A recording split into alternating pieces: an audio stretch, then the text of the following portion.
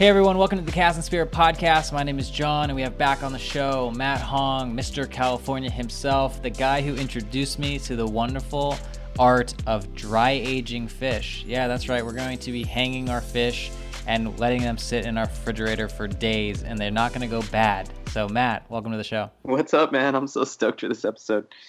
So tell me, obviously, if I'm going to leave a fish in the refrigerator for more than a couple of days, it's going to get stinky and be rotten, right?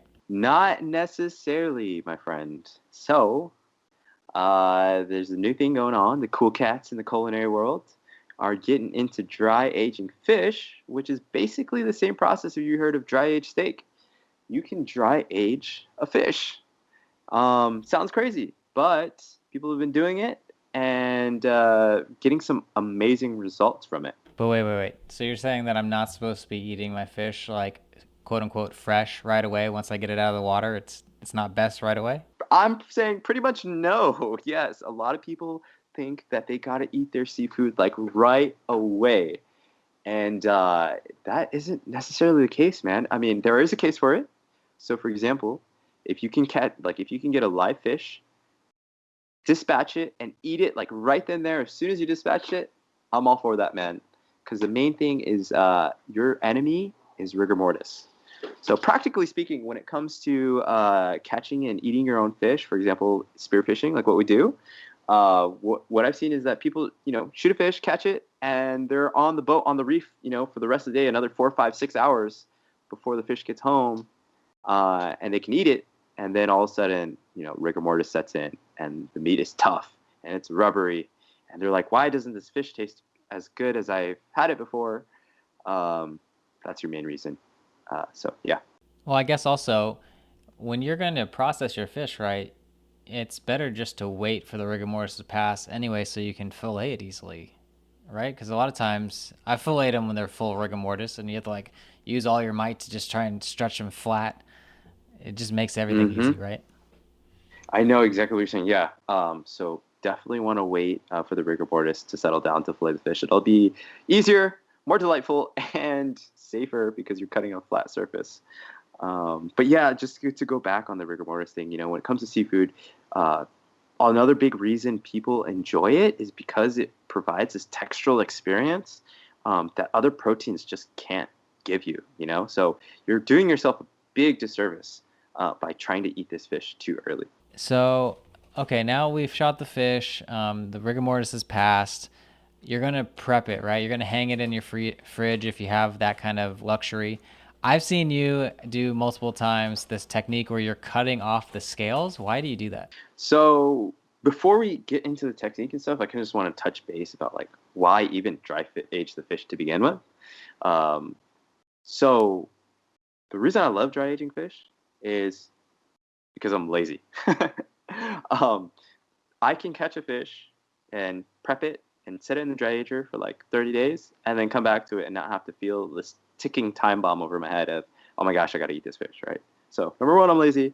But number two is you're going to get these massive benefits. So the skin dries out, so you can actually cook the skin and it gets super crispy, like chicharrones, if you've ever had it, like pork rinds.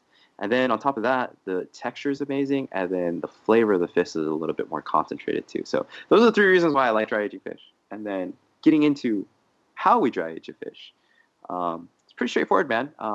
Your main enemy when it comes to like spoilage is moisture. So in order to combat this, the first step to prepare a fish for dry aging is a process called tsukibiki. So it's a Japanese method of scaling your fish in which you take a knife and you actually cut the scales off the fish to reveal this like silky smooth baby butt skin surface that won't retain moisture. So you can wipe off the skin once the scales are removed, and then the moisture will just slough off of it, and you won't get this bacterial growth. So does that mean well, let's dial that back a little bit. When you're preparing your fish for, how do you say it? Sukabiki? Tsukibiki. Sukibiki. Now, do you rinse your fish off with fresh water when you gut it, or how do you do all that stuff? All right. So before it comes to the fillet table, obviously standard operating procedure: catch the fish, bleed it out while its heart is still pumping, dispatch it, and then bring it back to your table. And this is where it kind of gets a little contentious because, this is relatively a still new thing, or at least new to me. So some people have said, don't let the fish touch any water once it's out of the water. So that means no salt water, no fresh water.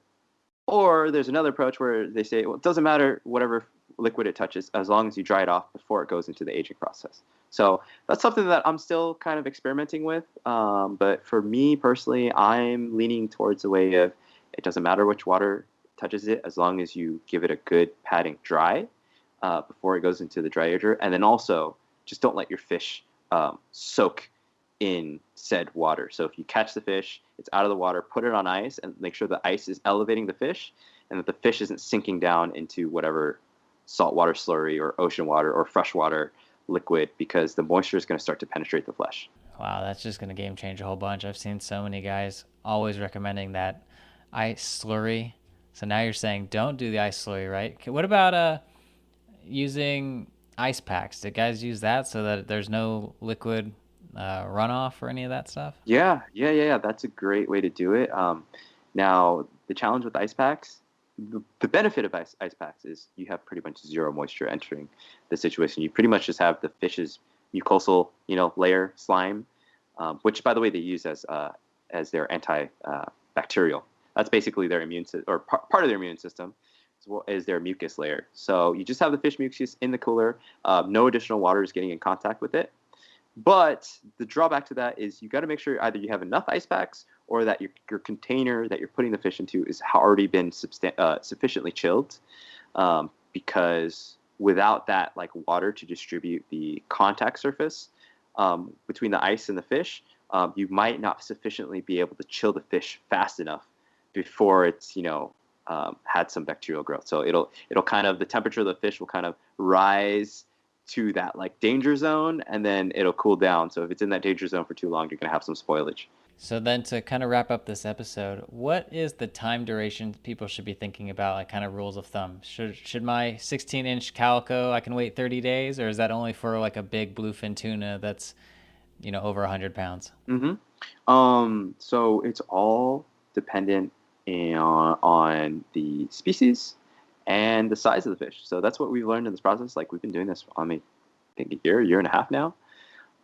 And the main indicator, the rule of thumb that I would recommend for you is just to monitor your fish. So once you start to do this for a while, you're going to start to be able to feel the texture of the meat and how long it's come along in the process. So the skin will start to dry out and it'll be a little tough, but underneath the skin, if you have a little bit of give, you can feel the moisture in the fish. And if it's too much give, it can go longer. And if it's a little firmer, then it's just right. So what I recommend is just experiment with your fish, try different species, try different sizes of fish, and monitor them as you go. So what resources should somebody, do you have any books or things like that for people to check out if they're interested in doing this at home? Yeah, man. So there's plenty of stuff out there on the interwebs. The godfather himself of this whole dry age fish process is Josh Nyland. He's a chef over at St. Peter Paddo in Australia. And so, St. Peter restaurant. I said it wrong.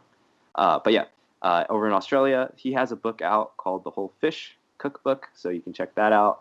Also, locally here in Santa Monica, there's the Joint Eatery. That is going to be in Santa Monica. Follow them on Instagram. They got some material online. And then also local, even more local to LA County, in Orange County for me, is a restaurant called Playground. That's actually who I learned this whole process from. So his name's Chef Jason over at Playground Restaurant. He has Playground 1 and Playground 2.0. Go and try the food. That's what I recommend too over there. So either the Joint or Playground. Well, that does it for this episode. Make sure you hit up Matt on Instagram at Mr. California and tell him to start his own dry-aged experience restaurant so that we could all just go enjoy this together. I want to see him shoot more fish and then have big parties for all of us listening to go hang out down at his restaurant. Yeah, buddy. We should say your restaurant, man. It's Paracel, right? Yeah. So my parents actually have a restaurant. That's how I'm fortunate to be able to have a space to hang my fish. It's a Paracel restaurant. We do catering and weddings on site and off site. So if you guys wanted to book a special event or a wedding, at Paracel restaurant on Instagram. Dude, that's dope. All right, guys, I'll put all the rest of how you can get in touch with Matt in the show notes. And tomorrow we're going to shift gears. We're going to talk more about spearfishing techniques, but we're also going to talk about safety tomorrow and talk about a shallow water blackout experience that we both witnessed together. All right, we'll see you on the next one. Peace. See you on the next one, man. Hey, one more thing before you go. If you're on the socials, the Instagrams, the TikToks, the other platforms, follow us. Say hi. At Cast and Spear all over the place. That's at CASTANDSPEAR. I'll see you over there. Chat soon.